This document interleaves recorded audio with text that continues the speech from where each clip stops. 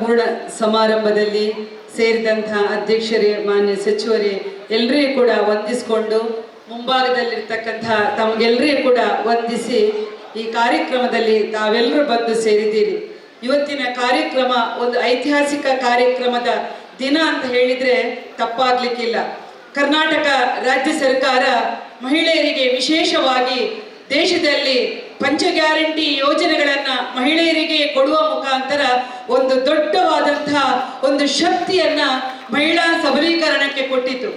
ಅದೇ ನಮ್ಮ ಕರ್ನಾಟಕ ಸರ್ಕಾರ ಇನ್ನೊಂದು ದೊಡ್ಡ ಹೆಜ್ಜೆ, ಈ ದೇಶದಲ್ಲಿ ಯಾವುದೇ ಸರ್ಕಾರ ಮಾಡಿದಂತಹ ಒಂದು ಋತುಚಕ್ರ ರಜೆ, ಸರ್ಕಾರದ ಉದ್ಯೋಗಿ ಮಹಿಳೆಯರ ಜೊತೆಗೆ ಖಾಸಗಿ ನೌಕರಿ ಮಹಿಳೆಯರು ಅಂದ್ರೆ ITBT, ಖಾಸಗಿ ಕಂಪನಿ, ಕೈಗಾರಿಕೆ, ಗಾರ್ಮೆಂಟ್ಸ್ ಎಲ್ಲ ದುಡಿಯುವ ಮಹಿಳೆಯರಿಗೆ ಇವತ್ತು ಆ ಒಂದು ತಾಯಿಯ ಕಷ್ಟದ ನೆನಪಾಗಿ, ಆ ತಾಯಿ ಕಷ್ಟಪಡ್ತಕ್ಕಂತಹ ದಿನದ ನೆನಪಾಗಿ ಕೊಟ್ಟಂತಹ ಆ ಒಂದು ಒಂದು ದಿನದ ರಜೆಗೆ ಮಾನ್ಯ ಸಚಿವರಿಗೆ, ಕರ್ನಾಟಕ ಸರ್ಕಾರಕ್ಕೆ ಎಲ್ಲ ಮಹಿಳೆಯರ ಪರವಾಗಿ ತುಂಬು ಹೃದಯದ ಸ್ವಾಗತ, ಅಭಿನಂದನೆಗಳನ್ನ ಸಲ್ಲಿಸ್ತಾ ಇದ್ದೇನೆ.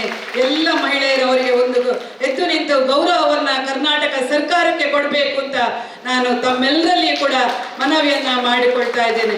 ಸರ್, ತಮಗೆ ತುಂಬು ಹೃದಯದ ವಂದನೆ.